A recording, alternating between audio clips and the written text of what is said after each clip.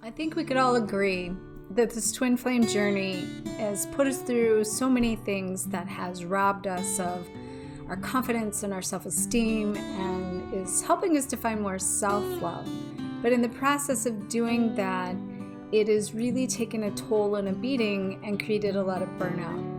And so today we're going to talk about 3 ways that can help you build a self-esteem so that you can take back your power and begin to step forward more wholly, completely, and in love with yourself. Hello, fellow flames. In case we haven't met, my name is Dr. Harmony, and I will help you live fearless, live loved, and live free. If you're new to my channel, welcome. And if you're returning, welcome back. Make sure you subscribe and hit that notification bell so that you know when all of my videos and content come live. Today, we're going to discuss ways that you can build self-esteem. This is part of a Self-Love Makeover Series that you're going to want to make sure to check out the links above and below in order to get plugged into the other ways that can help you build more self-care and self-love for yourself so that you can begin to step forward in a place of not feeling guilty. So if you've not already got plugged in my ebook, that is Self-Care is Not Selfish, and my 10-day Self-Love Makeover, make sure to sign up and get plugged into that. It's free below. So today we're going to talk about building self-esteem. And as we do that, I want you to think about and just imagine, just take a moment just to even pause for a second. I want you to close your eyes. I want you to feel deeply into yourself. How do you truly feel about yourself? Imagine yourself looking into the mirror of your own reflection. What do you see? And most importantly, what do you feel about what you see? If you feel like you're judging or putting energy into the lower aspects of yourself, you are also sabotaging your own self-esteem. And as I mentioned in this twin flame journey, it has been about robbing us of our power and our true, authentic self, of the greatness and the goodness that we are worthy of. And so it's going to be important that as you rebuild yourself from this burnout, that you begin to build yourself from this place of self-esteem. Being able to look at the critical aspects within you that are your most beneficial, authentic, real sides of yourself. That is what you really came here to do. And this takes getting and connecting to the realness, the rawness, and the vulnerability and the openness of who it is that you came here to be. And so I invite you today to really take a look in that mirror and see how you feel about yourself and start taking actions that are going to build you up rather than pull you down. So before we jump into those 3 ways that I'm going to share with you today that can help build your self-esteem, let's talk about some of the ways that have caused you to lose your self-esteem. Let's think about it from a standpoint of we have been comprised of an accumulation of belief systems since we've been born, through our parents, our generations, past lives, the society, and what everybody projects onto us.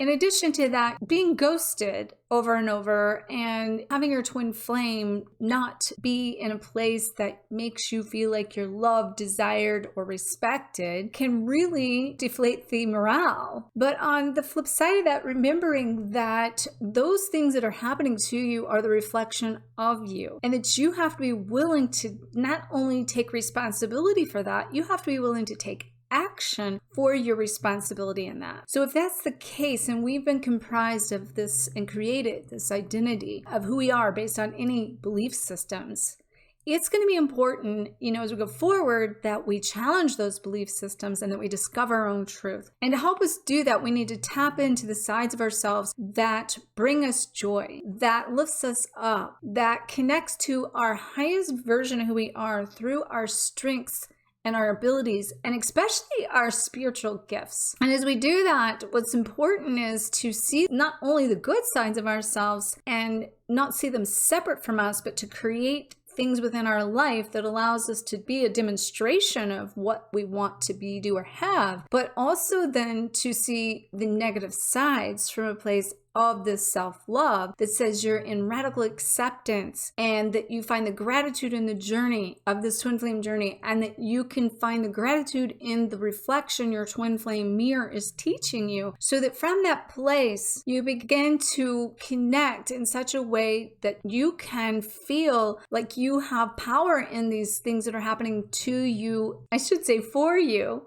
not to you. In these reflections, know that you're going to repeat these cycles that is not necessarily going backwards, but it's helping you see each time from a higher perspective to let go of these lower negative beliefs or programs or stories or the pain and the things that you're trying to separate from and we don't want to feel, but we have to see them before we can heal them. And we will go through repeated cycles of this in order to weed out what is not us, what is of low vibration, so that we can see the true self. And as we see the true authentic self, we can begin to respect, we can begin to build self-esteem in who that person is. So it's going to be super important that you not only love who you've been, but you embrace who you are, and you can create space for who you're becoming, because this is going to constantly be changing as you then begin to build the self-esteem for all of your many aspects as you become whole and complete within. So the first way to build self-esteem is to stop the negative self-talk. So let's go back to that mirror for a moment. And let's imagine yourself in that mirror. And I really want you to make this connection to who you are.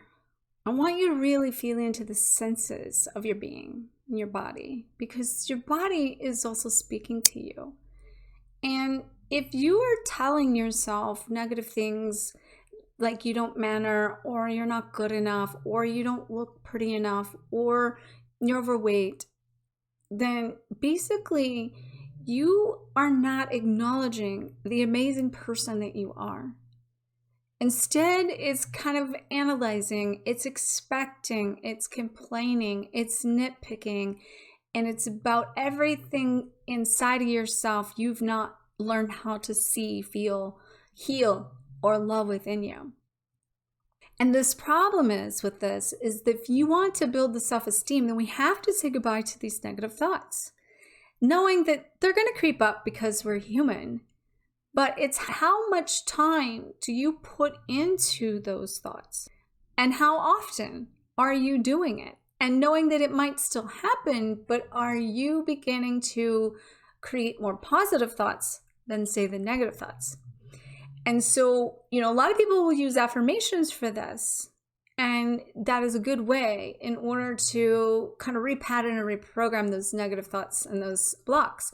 But what I want you to think about today is not just using an affirmation that is something that you're mentally doing. I want you to take an action in the thought. And I'm going to give you an example of this. And I'm going to be super raw, real, and transparent as I do this. In my COVID experience, I put on 20 pounds from being in bed for 3 months. And I am not where I want to be physically and fit like I was, because I had gotten fit and I met my goal of doing yoga for 6 days a week.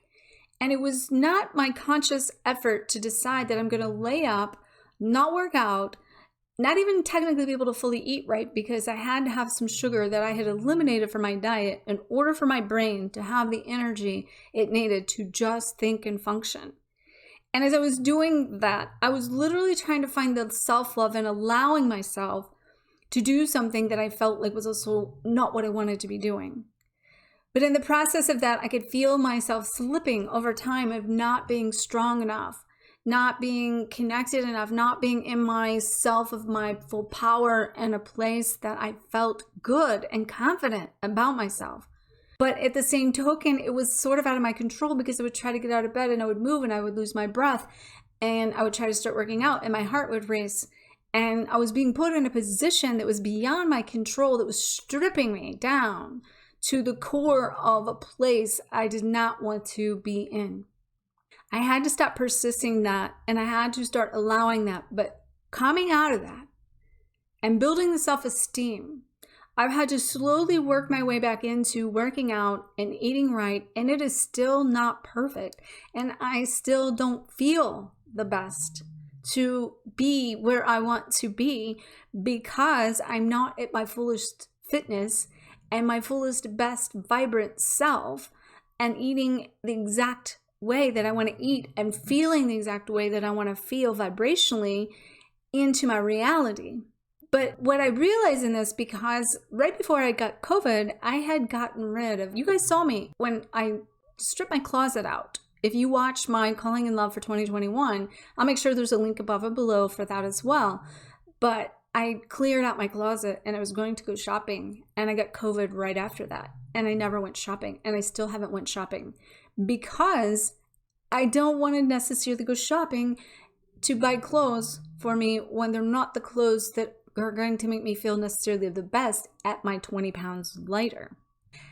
I've been sharing this a lot with Julian, and so his feedback for me is what I'm going to share with you today, because technically I also want to do a photo shoot. But I've been holding off on the photo shoot, been holding off on buying clothes until I'm 20 pounds lighter, been holding off on a photo shoot because I want to feel my greatest, most fit, most confident self on camera. And I could see very clearly, because it's really been bothering me. And I could see very clearly when he said to me, you don't need to wait until you are fit. You need to get clothes that make you feel fit. You need to get an excellent camera person and allow that person to bring out the best in you. You need to start feeling fit. You need to start feeling good about yourself, where you are at this moment. And you have to do that before you can actually have it in the moment and it becomes your reality. Now that hit me because that's what I teach and that's what I tell you guys. And that goes back to the human side of this. Do not wait for something and separate from it until you get it right or until you get it perfect. Honor and accept yourself. And this is a way for me to build self-esteem by actually allowing myself to have a shopping spree for some nice new things that are going to fit and make me feel better. And if I feel better, guess what? Then I'm going to actually start getting better. Right? And so, again, I'm coming here real and raw with you, but I want you to not just shift in affirmation in the way you feel and think about yourself. I want you to rebuild yourself from a place you're taking action to bring now into your reality that which you feel. So now I feel a shopping spree and a photo shoot coming based on where I am here that's going to take me where I need to be, and I need to stop waiting, and so do you. So the second way you can really build self-esteem is to be able to focus on self-care. Now, that's what a lot of this program has been about, and that's what that ebook is about that I mentioned that you can get plugged into. But the key in this is about the self-care. Even though we've talked a lot about it, a lot of people feel guilty for taking time to take care of themselves. I've been dealing and working with a lot of clients lately that have told me over and over that I can tell that I'm in a place where I need to spend my morning and creating a morning routine that lifts me up, makes me feel good, do some exercise, do some movement, be able to meditate, which, by the way, these are all things I've done in the past and all I do most every day. But as I've been getting back into my routine of actually doing more now that I'm recovering from the COVID, then I'm also feeling some of the same things of being sucked into my day before I've done what I need to do for me. And I even have had clients, I had one earlier this morning, that he goes to his office early and he stays late just because if he's not working and he's not putting the effort into what he needs to do to try to build what he needs to do with that, then he feels guilty because he feels like he needs to be taking action to get that done so he can try to get out of that in order to move into his purpose and his mission. And on the flip side of that, he has been even down to wanting to do retreats for people. But on the flip side, he hasn't really attended retreats.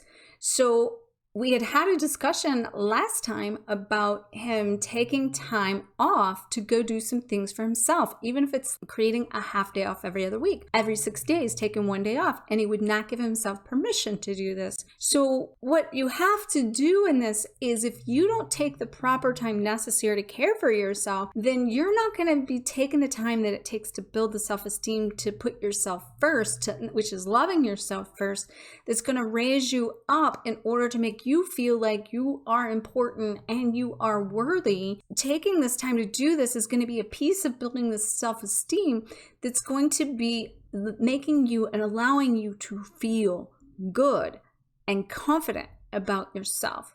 Now, when we had this session this morning, we brought that up because I challenged him basically because Julian and I have a 5-day retreat coming up in October. We haven't officially announced it. It hasn't officially come out as a launch, but we have had people already sign up for it. And I'll make sure you have a link below and above as well, because you might want to go ahead and check it out, even though it's not officially launched yet. But it's going to be super important to give yourself permission. Like, he wasn't giving himself permission to spend time away from work to even go on a trip or go on a vacation without feeling guilty. And that trip is all about that retreat is all about igniting the abundance inside, raising your vibration, and activating the soul blueprint so that you can then begin to feel worthy.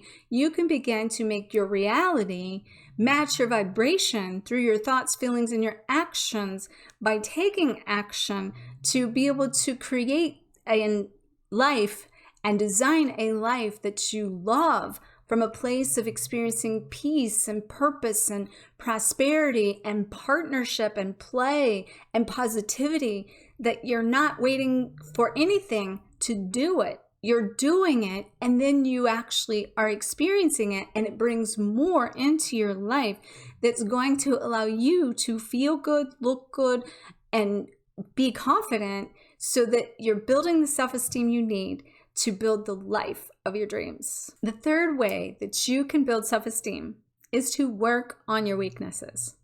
We all have weaknesses. You know, I'm sitting here today telling you my weakness of not feeling strong and not feeling fit and not feeling confident at my best self because I feel out of shape. But one of the things that we can do when it comes to that weakness, we can start to pick one of the weaknesses at a time and to improve it.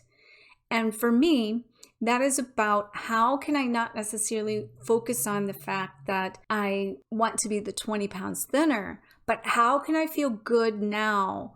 That's not waiting till I get 20 pounds lighter to feel fit and to feel thin and to feel better, right? This is going to help us begin to honor that weakness.